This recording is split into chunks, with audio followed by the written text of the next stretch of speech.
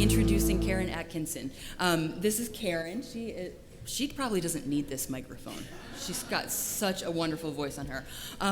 I met Karen this past summer at a workshop, and it was really a pleasure to be in class with her. And through that workshop, I got to know her as a person, and also got to know her organization, Gyst Incorporated. And if you don't know already, which I'm sure you do, Gyst stands for Getting Your Shit Together, because we all need a little help getting our shit together.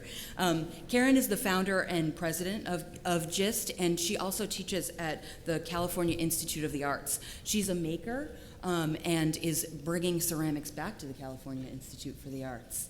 And she has so much knowledge to share with you that will help you get your shit together. So please welcome Karen Atkinson.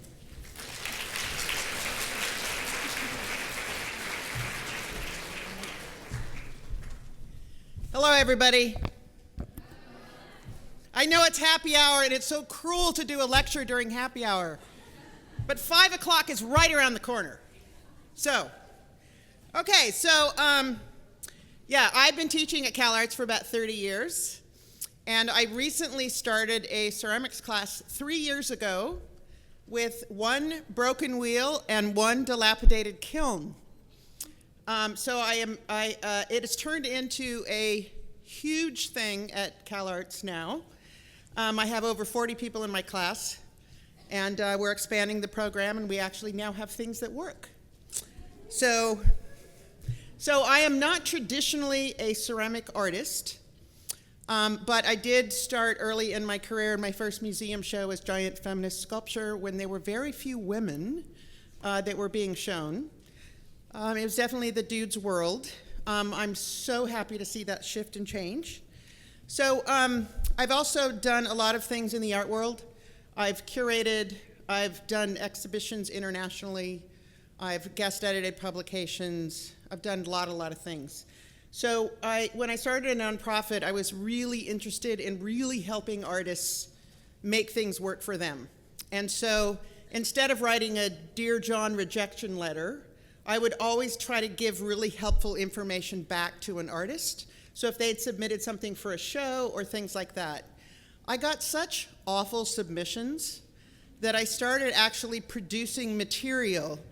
One artist actually sent me an artist statement in Old English font, capitalized. I read 3 sentences and it went into the never pile. So the idea is that I'm going to give you all kinds of information. I actually teach this class, and so I'm going to take 13 weeks and put it into 1 hour. So if there's something that I don't tell you, or there's more information that you want, I started Getting Your Shit Together probably in 2000, and I started programming software to keep track of everything and decided to share it with artists. If anybody had told me 20 years ago that I would be a software designer, I would have told them that they were really just nuts. So you never know what's going to happen with your life and where things are going to turn and what happens. So when I started this project, the idea was to try to disseminate as much information for artists as possible. So one of the things that I'm going to do is I'm going to use the software that I designed because most of us, I think, are visual learners, and so you'll have something to look at. They almost didn't have it. They just found it 2 minutes ago, so I thought I was going to have to do a performance. Okay, so now I'm on a big campaign to take shit off of the bad word list. And the reason... Yay, I have some followers. The reason is it's such an incredible word. It has 50 different meanings. Now, why would you make a word that is so useful, unspeakable? Because it stands for everything. So I'm a product of the 60s, and actually it was my mom's first word. She got into all kinds of trouble because the preacher came to the door. Some funny story. So I couldn't think of a better title for letting artists know that there's things that they can do, and it's not a stuffy business class, and it's not some, funky sort of how-to thing.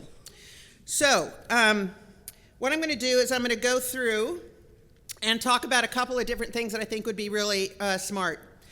I think it's really important that you do a staff meeting with yourself every Monday morning.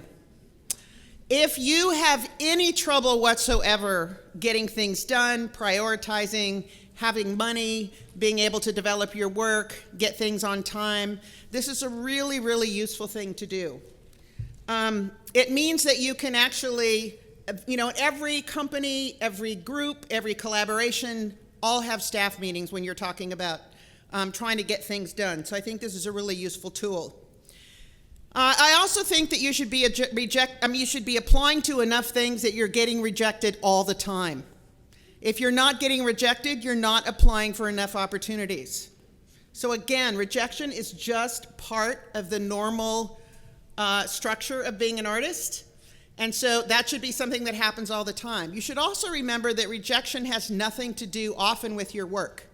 It's either a bad match, or maybe they actually showed too much of your kind of work recently, or they don't understand it, or there was something really simple about your application. So I think that's another really important thing. So I actually also created a website, and I did a whole bunch of, when I started teaching this class at CalArts, I did a whole bunch of research, and I could find no book that I liked at all out there. There's been a lot written and sent, so I decided to download my brain and write one. It's 400 pages, no pictures. It's all just tons of information, because if I put anything else in it, it would have cost a fortune. So I also, it's a really bad marketing strategy. All the information in here is online for free. So there's 400 pages of information that you can find, but if you like reading in bed, if you like cussing the author out in the margins, if you like, marking stuff up, then you can also buy the book. If you see any of these postcards around the conference, pick one up. I created a partnership with NCICA, in which if you use a discount code, every one of you will get $5 off the book and $30 off the software. And on top of that, I give NCICA something back.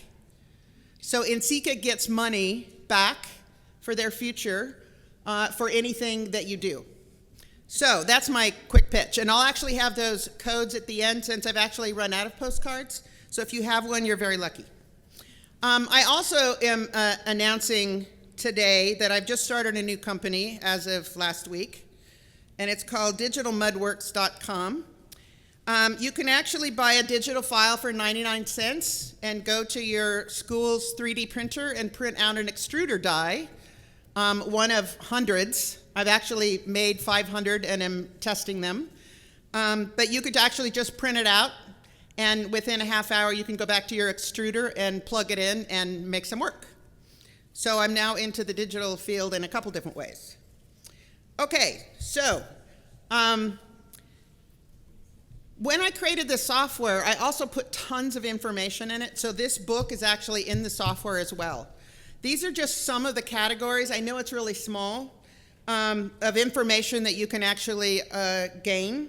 I've tried to cover everything from really basic things for an artist to things that are much more esoteric and things that you might not have thought of.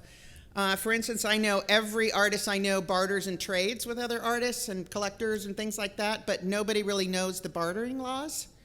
So I thought a lot of that would be important. Okay, so lots of information on my website, so you can check that out. I also developed checklists for artists, so that you can actually be hungover, sleep deprived, and do a really kick-ass show.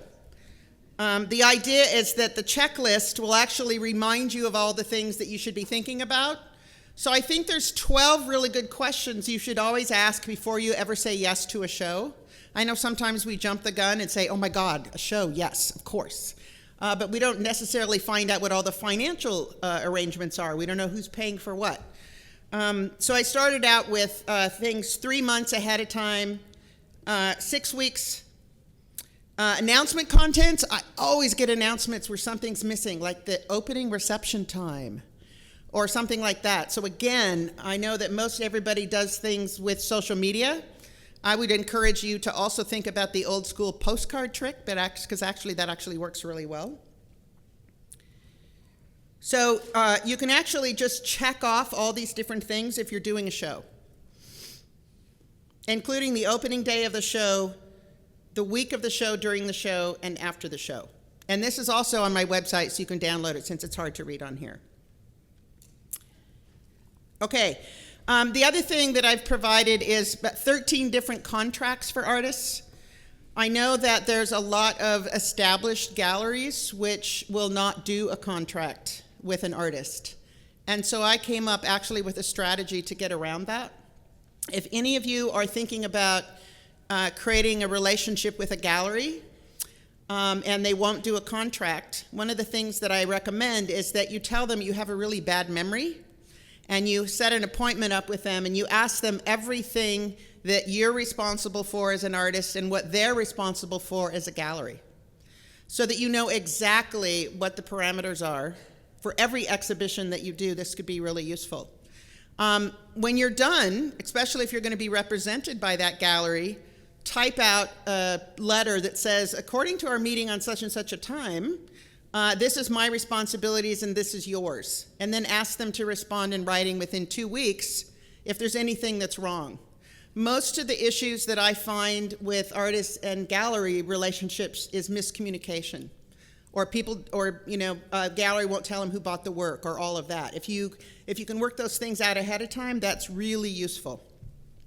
There's a whole section on financial issues, bartering, trading, charitable contributions, what establishes all of those things.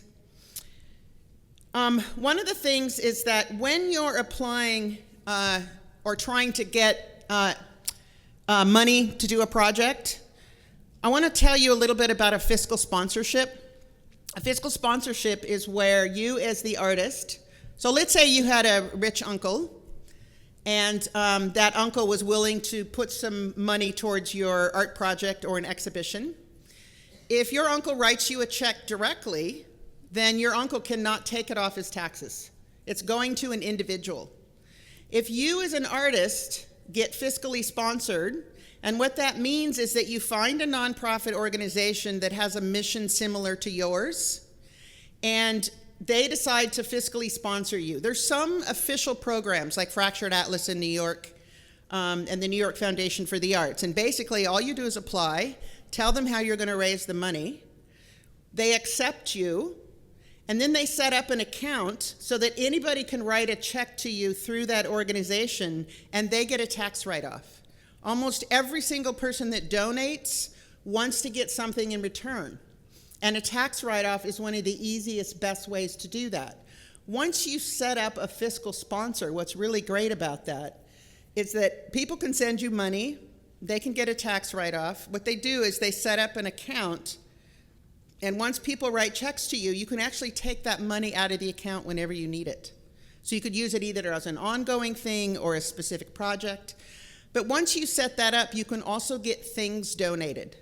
I'm one of those artists who does kind of wacky projects. So one year I needed to get 20 parking meters donated because you can't go to the local parking meter art supply store and buy parking meters. So I was doing a project where I wired parking meters for sound and put them in public sites all over Los Angeles. So I contacted the parking meter company. And one of the things is when you're trying to get things donated, the thing that I like about this is, let's say you're going to write a grant and you're going to ask for something like, I don't know, maybe you need 10,000 cotton balls to do your project. And instead of actually getting the money and then buying those cotton balls, you can actually go to the cotton ball people and say, hey, I'm this really cool artist and I'll put your name on my announcement, et cetera, if you'll just donate 10,000 cotton balls to my project. That means if they donate through a fiscal sponsor, they get a tax write-off. So already you can see that anybody who's donating things directly to an artist, if you go through a fiscal sponsor, you can actually make a lot more money. It's really easy to fundraise. All those things are important. So that's what a fiscal sponsorship is. So legal issues are really important for artists. I'm not going to go into huge detail about these. I'm just going to let you know what's available for you right now.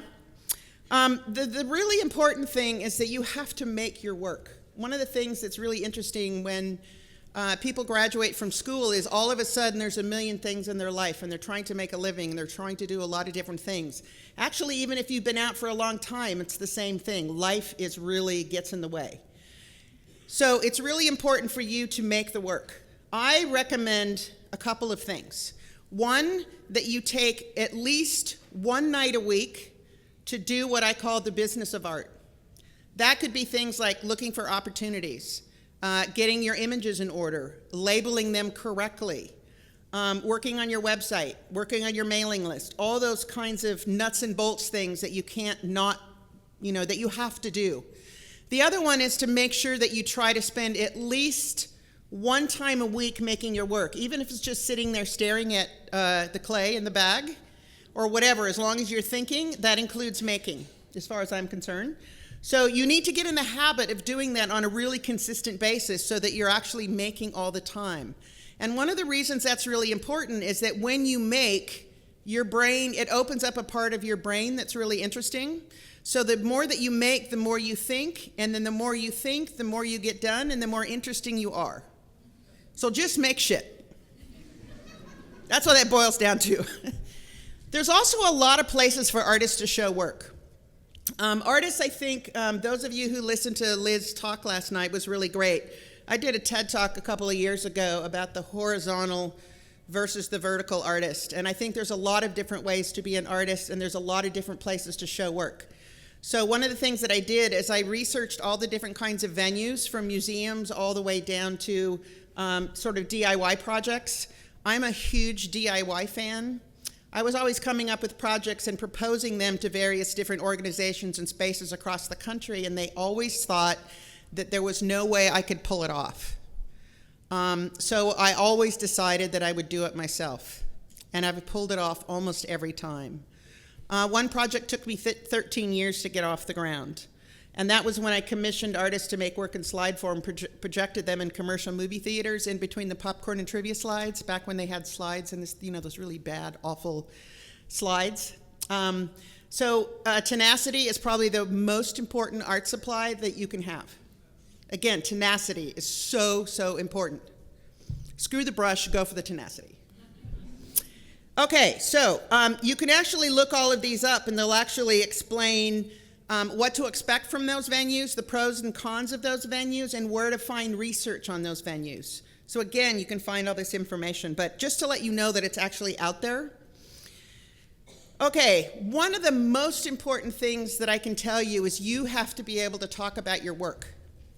I cannot tell you how many times I am at some event or an artist comes up and introduces themselves to me and I ask them about their work or their practice.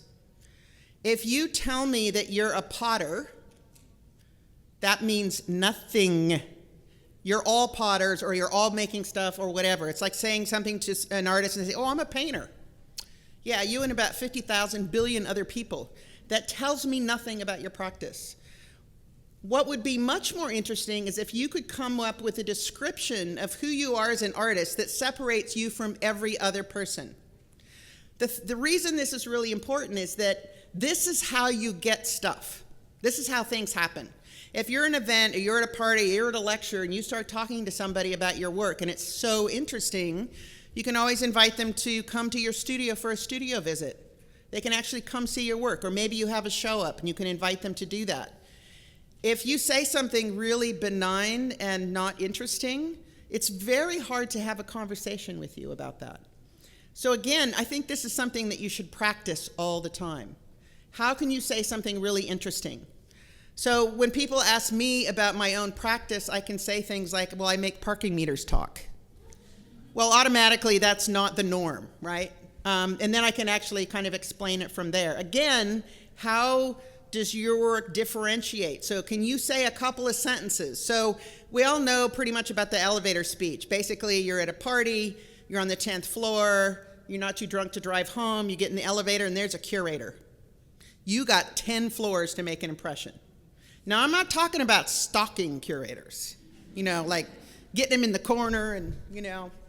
But what if that curator had met you earlier and said, oh, I met you earlier and we didn't get to talk about your practice. Tell me what you do. You have 10 floors. To be so interesting that they actually want to see what you do. It's also a really good idea to have something to follow up with. Do you have a business card? Does it actually say artist on it? Does it have any relationship to your practice? Really important information. So, what you say about your work is one of the most important things that you will learn or figure out, because you never know who you'll run into. So, the dreaded artist statement. Actually, this is really useful. Almost everything that you apply for, whether it's a teaching job, whether it's for an exhibition, for any number of things, they're going to ask you for an artist statement. I'm going to give you a really quick and dirty way to write a kick-ass artist statement. So, the artist statement is there for when you cannot be there. In other words, if you're applying for a grant, you can't be in front of the grant panel defending your work necessarily, or if you're sending something across the country. So your artist statement speaks for you when you can't be there. Again, the artist statement itself should be super clear and straightforward. So the very first paragraph should start out with an overview of your practice. Maybe you haven't been working a lot of years, but everybody has some sort of bent or way that they approach their practice. So it's a really good idea to do that. One of the things you should never say is, I've been drawing since I was 5. First of all, we don't care. Or that my father was an artist and my grandfather was an artist and, all of that. So never say anything about your family or your history that's not relevant to your current practice. I get a lot of these for applicants to CalArts. And they all say they've been drawing since 5, and after a while it gets really obnoxious. So you actually want to concentrate on the present if at all possible. The second paragraph should actually be an introduction to your work in a more specific way. What's your practice about? What's the current body of work that you're working on? Your third paragraph should be actually a description of the work so that I can visually see it in some way, shape, or form. If you're on a grant panel, I can tell you that half the time you read the artist statement and the proposal before you ever see the images. Therefore, your artist statement cannot rely on your images. Your artist statement has to actually say something without your images present. And that's a really important aspect. Your final paragraph should say something in the summation that sort of sums up that work and leaves something really interesting for the reader to think about in regards to your work. It might say something as specific as, my work leaves the viewer with blah, blah, blah. Something active. You should use active phrases if at all possible, and never, ever say, I hope. I hope my work does this. I hope my work, whatever. Hope is a really bad thing when you're trying to apply for something, because if I'm reading and you say you're hoping, it means that you're not quite together yet, that you actually don't know about your own practice. So just cross it off your vocabulary, probably forever. Okay, so there's another thing that's, I think, really, really important, and I think artists are starting to do this now, but I had an interesting meeting with Robert Rauschenberg's curator when he was still alive, and they were still looking for his work. He's one of the most famous people on the planet, but he didn't think he was going to be famous, and they were still finding parts and bits and pieces everywhere. So again, trying to keep track of your work is really important. So this is actually, I created this software specifically for that. I don't care what you use, but the idea is that you keep track of everything that you've made. Now, if you're a production potter, you're not going to necessarily keep track of every single mug you've thrown on the wheel. But every single person has special work or special pieces that are really important to them and should be a part of your legacy. So it's important to keep track of this. So as well as the sort of title and the information and a way to sort things very easily and find something, I always say that you have your shit together if you can respond to something There's something in the ether in which no artist ever finds out about a deadline unless it's 3 days before the deadline. I don't know what it is, it's out there. So can you respond with 5 things: your artist statement, your proposal, your budget, your CV, and all those things up to date within 3 days? Then you're doing okay. If it takes you longer than 3 days to put all that together and all your images, then you have some work to do. You should also keep track of descriptions of that work if possible. Keep track of the cost of that work. I once knew an artist who had a meeting with me because she was losing money drastically and she couldn't figure out what was going on. Turns out she was not keeping track of her expenses. She was using gold leaf in her paintings. And she didn't calculate this expensive art material.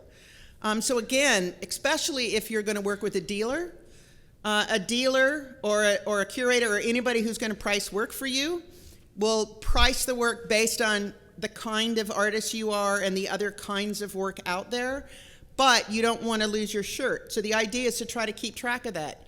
If you're trying to make sure that you make money instead of lose money, this is another really important aspect. So the reason I like using something like this is it adds it all for me. I just kind of type it in. Okay, so the other important part is, so here's an example of the expense category. So again, you should be really clear about that. If you're this is the best way to find out if you're making money. After a while, and you know what it costs, and you know how it's producing, you don't have to worry about that. But in the beginning, it's a really good idea to try to keep track of this stuff, because losing money is really not a good art practice.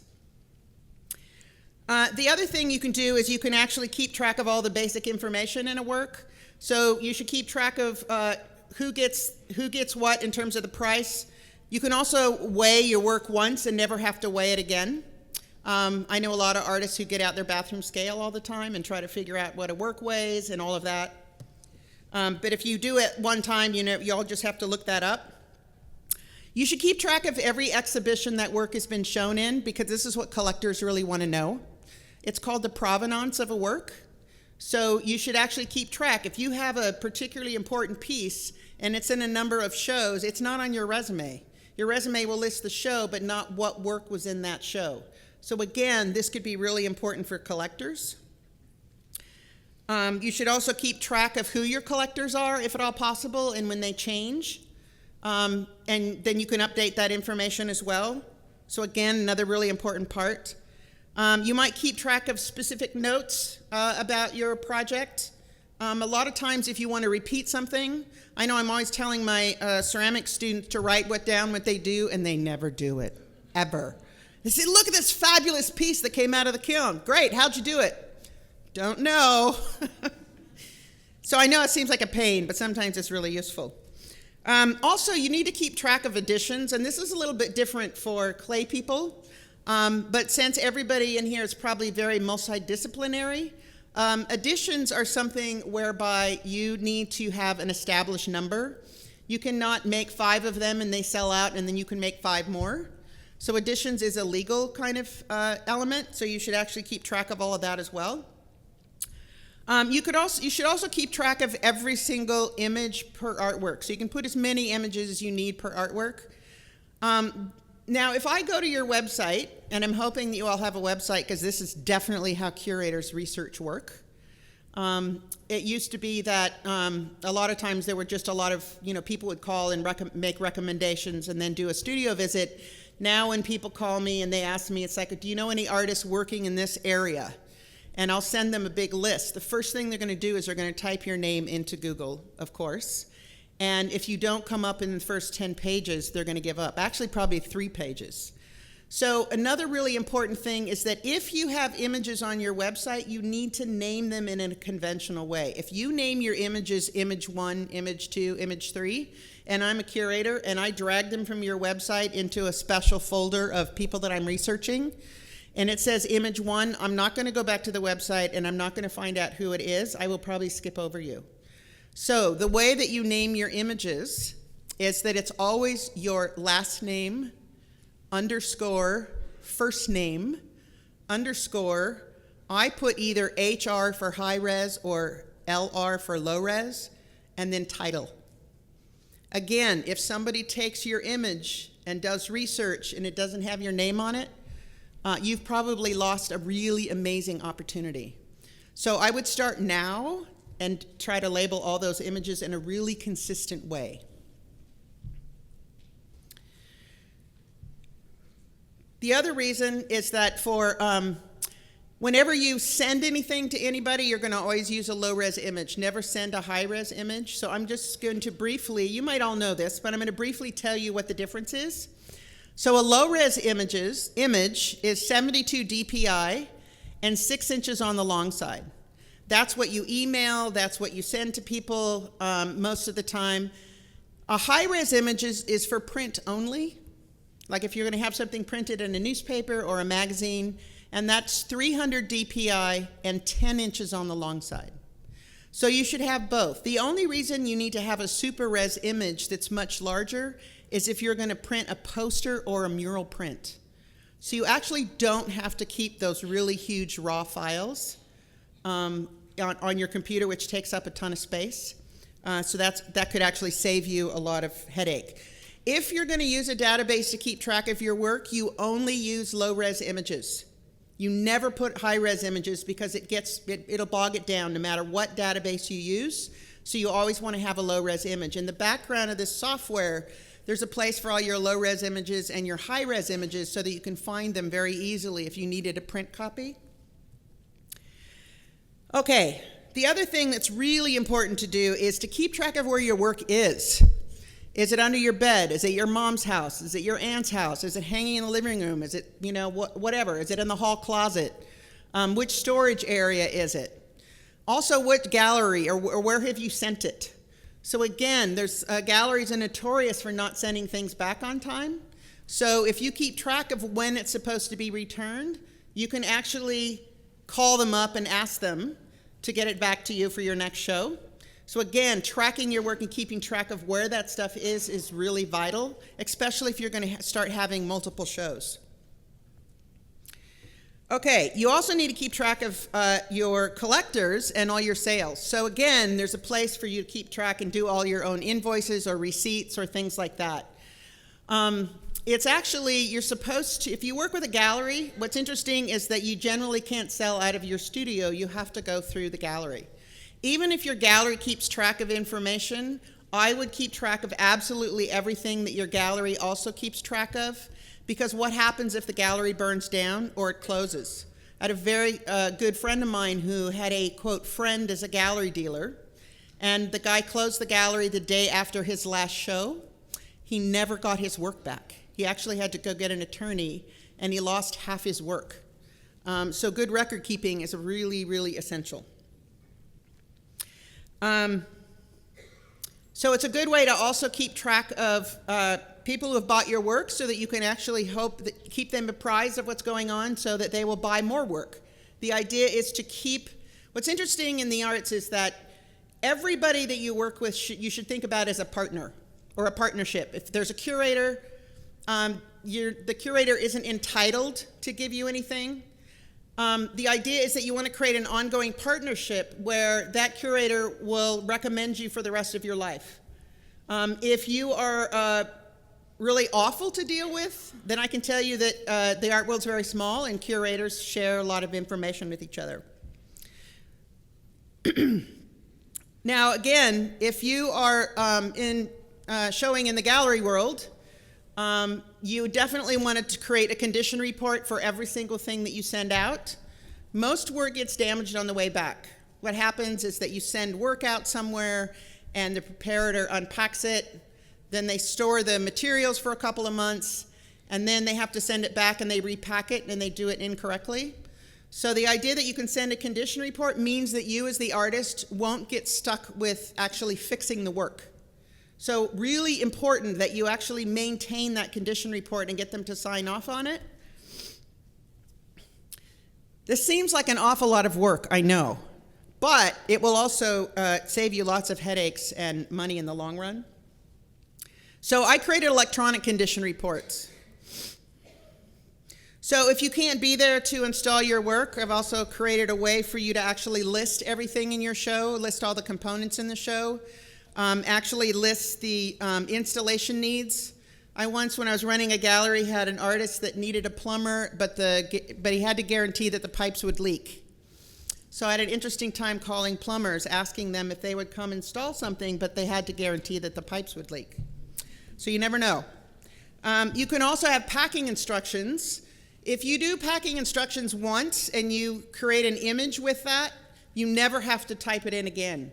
If you have a really odd installation, like you're trying to hang an object off a wall at a 45-degree angle, the idea is that if you type up those instructions and you have a particular bracket that you've built and you have a photo of it, that means that you can just print it out every single time that you actually show that work. Same thing with packing. The other thing that you need to keep track of is your bibliography. This is anything that's been written about you or about your work. Again, really important. Most of my history is in, real print, like newspapers. And most of it's online now, so the good thing is to actually copy and paste that information in a really important place. I have gotten a lot of people sending me links to something that was written about them, and those links have expired. So again, this way you can export information and send it to dealers, to curators, to people who are interested, and buyers. Okay, so the other thing is that you need to get the word out about who you are and what you're doing. So this means that you have a really kick-ass mailing list. Now, I know that most of you probably use social media to announce your projects and your work. One of the issues with that is that I get 200 emails a day, and you go below the fold in 5 minutes.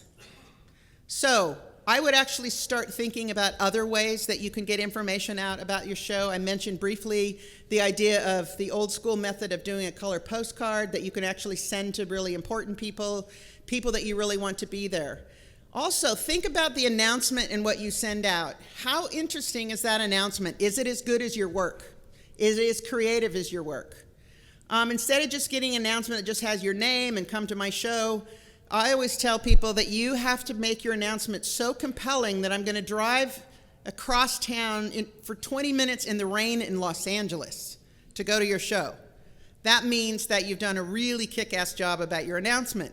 So try to be as creative in those parts as you are in the production of your work. Okay. So again, when you're getting ready for an exhibition, you should ask a number of questions before you say yes, again, so that you have the basic information that you need. And you can also keep track of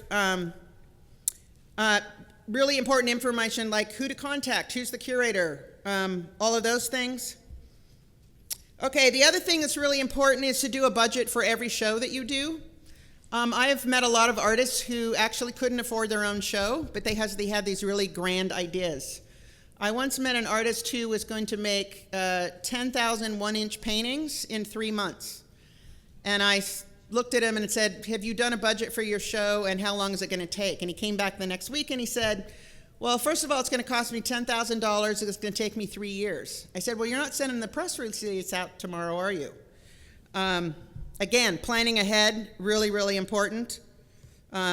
Basic exhibition budgets. So I also have ways that you can have to-do lists for each show in the software itself, which again, when your career starts moving, you might actually have 6 or 7 shows a year. And trying to keep track of what you're doing for each show can actually get unwieldy. You should also keep track of everybody who's in the show with you, if at all possible. Later on, if you were going to meet somebody that was fairly important and you actually showed with them, it's a really great way to introduce yourself because you were both in the same exhibition together. Any special needs for exhibitions, like the leaking plumber? Okay. So you can also write grants and proposals. One of the things that I've done, and this information is on the website as well, is a lot of artists will write a grant and proposal without actually reading all the information, or they actually don't know what the questions are from the funder's point of view. So I've actually gone through and created a description of everything from the funder's point of view, and you can write multiple grants. The really good important thing about these is that you should never send out a boilerplate grant. You should always tailor it specifically for the person that you're sending it to, or the foundation, or things like that. I also have sample grants that you can look at. I've also included, and this is again online so that you can find it, another 169 resources for artists. If if it's not on my website, you can actually look it up. There's articles, there's books, there's a really interesting information. This is actually someone who wrote a book about how to get a public art commission for the first time. It's the best book that I can find, so there's a lot of those extra resources as well. For those of you that are thinking about your future, which should be everybody, no matter how old you are, there's a really great study done by Harvard, so it must be true, that actually, if you plan ahead in your life, you'll make up to 3% more money. That's just planning ahead.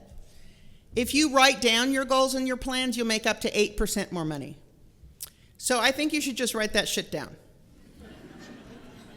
Just makes sense, right? Okay, now also, if you are sending out proposals for shows or grants or things like that, sometimes they take a year for you to hear back, sometimes they take a couple of weeks. You never want to actually call a funder before the deadline has gone by. So you should actually keep track of all those things and when you can hear back. I also, when I was running a gallery, people would forget that they had sent me something and they would send it again 3 months later, which didn't really make a whole lot of sense. It'll keep you from that. Every artist that I know has tons of research notes everywhere in their computer, in books, everywhere, all over their studio. This is a place for you to actually keep track of all your research notes and where you got the information from. And you can actually keep track of images as well. So it's just a way to take all that stuff in your life and actually put it into one spot. So let's say you did research on a particular topic for years and you're ready to make that work. You could actually, with a click of a button, look up a keyword and everything about cotton balls would come up. And you could actually then find that source.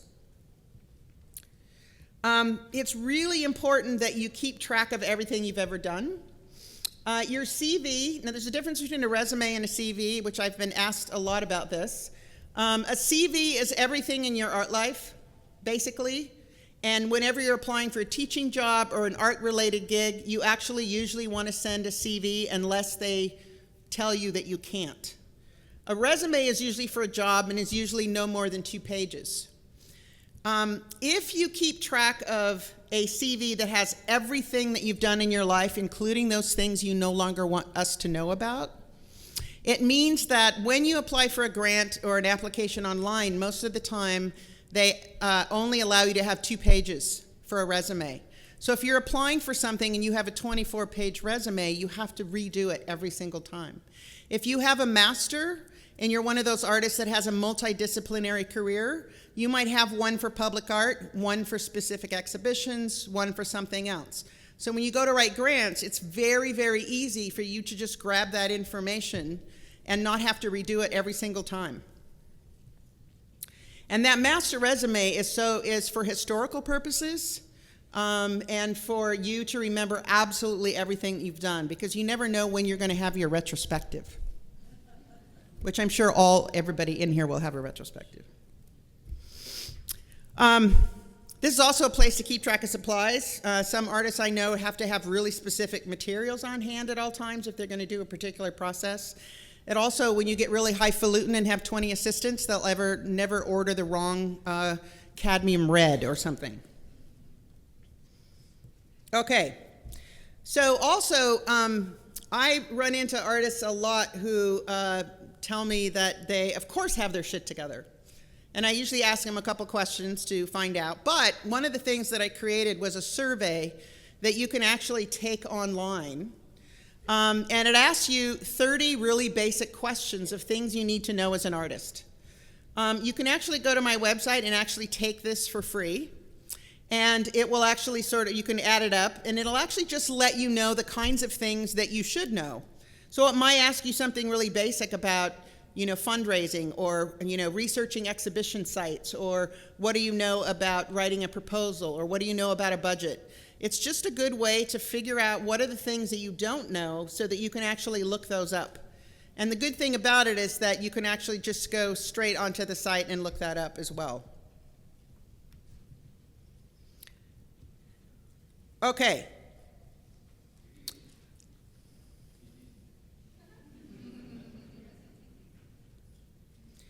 All right, so I went through this really fast because I know that if you want to ask questions, then I'll open it up for that. But these are the discount codes that I've set up so that if anybody's interested in ordering the software, you'll actually get $30 off the regular price. If anybody's interested in ordering the book, you'll actually get $5 off the regular price. And again, money goes back to NCECA as a partnership situation. So if you're interested, you could write those down. I did run out of postcards, so I don't have any for you, so that would be the best way to get information about that. But I'd like to open it up for questions and see if anybody has something really challenging that they can bust me with. And I'll take any question.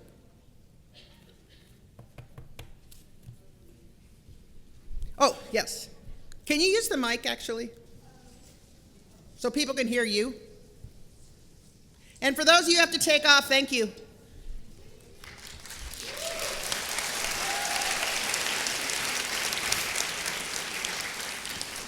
So I have a whole lot of questions, but I'll keep it to one. Okay, go for it. On fundraising, what about Kickstarter and any of those things? Is there a way to deal with that as well, or is that not tax deductible? How does that work? Okay, so the deal with a crowdsourcing situation is, yes, you can do that, but you still have to have a fiscal sponsor in order for the person who gives that money. But luckily, there's an organization that actually does that, and they're partnering with Indiegogo. Okay. And so if you do a Kickstarter through a fiscal sponsor, then all those people can get a tax deduction. That's a good question. Anybody else? I have a quick question. Yeah. So what if I have a PC right now and I download the software and I then switch to a MacBook? Does that information carry Yes. over? Okay. Yeah. For you guys, it's $99. I know, cheap as can be. Yeah.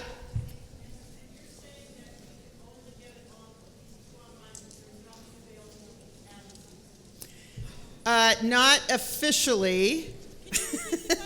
If you find me tomorrow, I will have some copies with me on a drive if you wanted to buy it here. But it's super easy to go online, type in your code, and you get it immediately.